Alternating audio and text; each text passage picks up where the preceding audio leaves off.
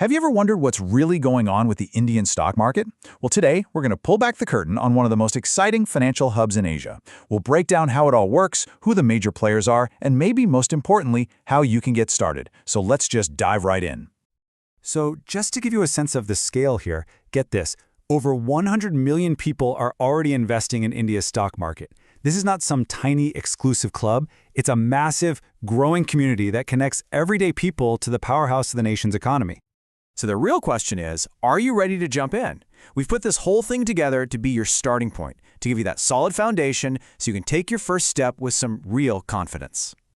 At its heart, the stock market is basically one giant digital marketplace. Seriously. It's the place where thousands of companies come to get the cash they need to grow, and it's where investors, people just like you, can buy a tiny piece of those companies, we call those shares, and hopefully share in their success. It's a really powerful engine for creating wealth. Okay, so all this buying and selling has to happen somewhere, right? Well, it's all centered around two major exchanges.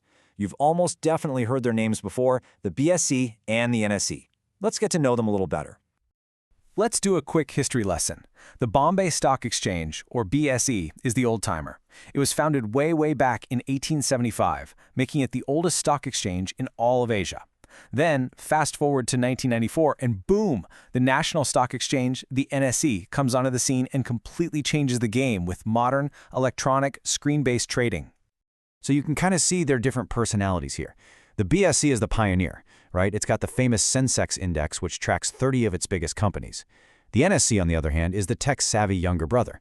It's all about high trading volumes and speed. And its main index, the Nifty 50, tracks, you guessed it, 50 of the largest stocks. And this is really important. This isn't the Wild West. Both of these exchanges are regulated by SEBI. That's the Securities and Exchange Board of India. You can think of SEBI as the referee on the field. They're there to make the rules, keep things fair and transparent, and make sure investors are protected. Okay, with thousands of companies listed, how on earth do you get a quick read on how the market is doing? I mean, you can't possibly track every single stock. That's exactly where market indices come in. Let's see how these things work. You know, an index is actually a pretty simple idea. It's the market's report card. That's it. It's just a single number that shows you how a specific group of top stocks are performing all together. So if the index is up, that's a good sign that the country's biggest companies are generally doing well. So, the BSE's report card, that's the Sensex. This number you're seeing is its score, and it tracks the 30 largest and most stable companies in India, the big, established ones, often called blue chips. When you hear on the news that the Sensex is up, it just means those 30 giants are gaining value on average. And the NSE's report card is the Nifty 50. Just like the Sensex, this number is its current level. It tracks 50 of the largest and most liquid stocks. And liquid just means they're traded a lot. They're really easy to buy and sell. Because it tracks more companies, a lot of people see the Nifty 50 as an even broader snapshot of the market's health. And those big indices aren't just made up of one type of company. The Indian market is this powerful mix of all kinds of different industries. You've got huge IT firms, giant banks, pharma leaders, major car companies, you name it. And that diversity is super important because as any smart investor will tell you, you never ever put all your eggs in one basket. All right, so we've covered the what and the why. Now let's get down to the how. How do you actually get started? We've broken it all down into a really simple 5-step plan to take the mystery out of it. First things first, you gotta open a demat account. Just think of it like a digital wallet where your shares are kept safe.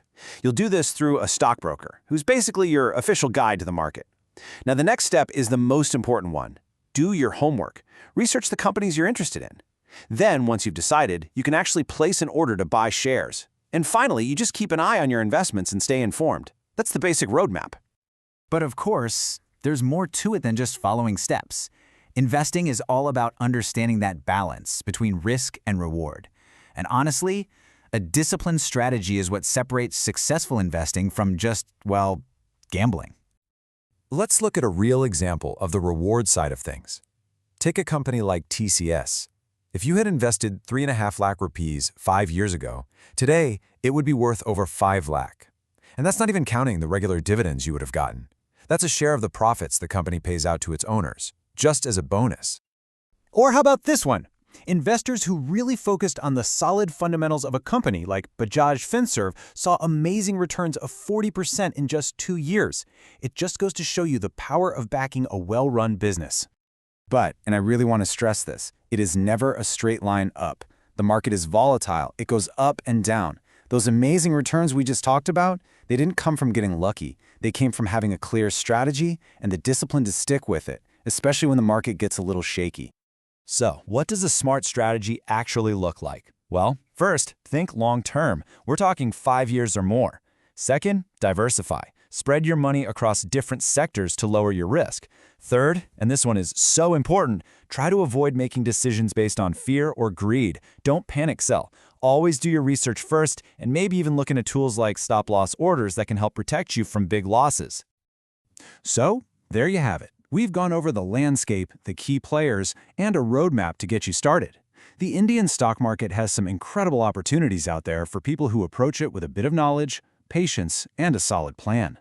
The only question left is, what's your investment story going to be?